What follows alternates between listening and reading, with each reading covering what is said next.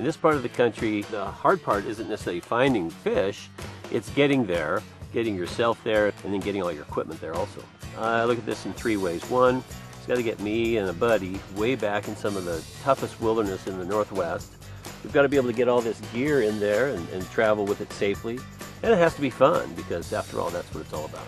Rob owns a Polaris Ranger, and they're pretty popular around here. A lot of people use them, so I think he'll be looking at this a little more skeptically than I will. Are we going up in this? Oh yeah, that's real steep up in there. I don't know, the last Gator that I was in, I'm not sure it's going to make it up in here. Oh, you.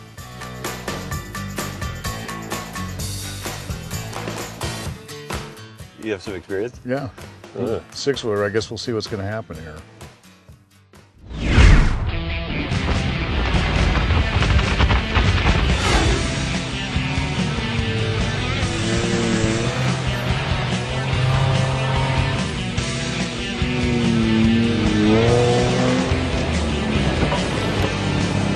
Nice one. That was amazing. Awesome.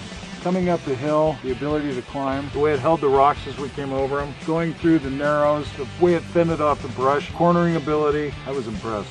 You know, from down below, you're looking at those giant boulders on that hill. I thought we'd kind of hit them and might even backflip over them, but they just crawl and climb, and then you don't even really feel them. You look at the size of the rocks and say, oh, we're going to scrape, and you don't even scrape. Unbelievable flow. Keep your speed, keep the steering. Where you think a log and rocks is a dead end, you just fly over it. It wasn't even really that hard. I mean, it looked almost impossible, but it's just smooth and easy. I think the only limit you have here is what your fear of going up something would be.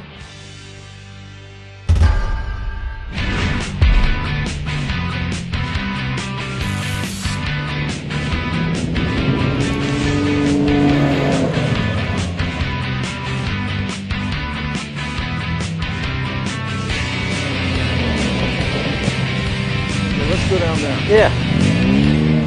I had no idea we'd be out here horsing around like recreational ATVers, except in a utility vehicle. Correct. I mean, you could really get this thing going. It picks up and goes. You know what's cool is just when you're coming across the flats, that thing is all undulated with ruts and washes, and this thing just flies right across it. You'd think you'd just be bouncing out of here, but the suspension just holds real nice, and it's a smooth ride. Good point. We're not only flying across there, we are flying across there with all our gear in here. You forget you've got the stuff in back while you're doing this. So it's almost like, you know, you're on a sport four-wheeler, you forget you've got carrying all this gear with you also and out doing that. Well, as I was telling Brent on it, I think it's a cross between really the Ranger, which I guess is more of the workhorse, and the Razor, which is their sport, and this does both those concepts that you'd want in a vehicle. It's amazing.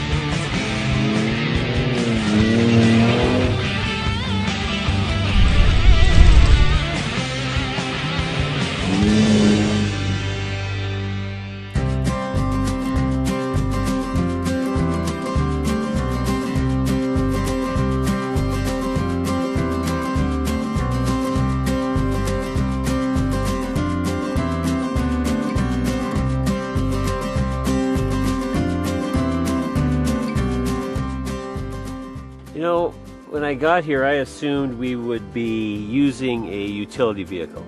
And I was pleasantly and very surprised at the performance aspect of speed, agility, pounding over rocks, going through the big mud puddles and stuff like that. It was very impressive.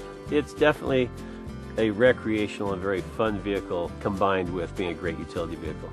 I have a friend who just bought the new Polaris 800, and I was just in it 3 weeks ago and drove it. I would go back to him right now and say, you should have waited, because this is a superior vehicle. When you push the pedal down and you go up hills and you can go down long roads and get a lot of speed up. Yeah, it's going to surprise everybody that drives it. Brian and I were sitting there at the end of the day going, I want one. It just opens up a lot of country. I mean, there's certainly good places to fish and hunt with traditional vehicles, but if you want to really get back into wilderness and the backcountry, there's probably no better way than a vehicle like this. It is the ultimate off-road vehicle. If you want to have two buddies to be able to sit next to each other, to get out and have camaraderie and enjoy it, I can't think of a better way to do it. Something like this makes the journey fun.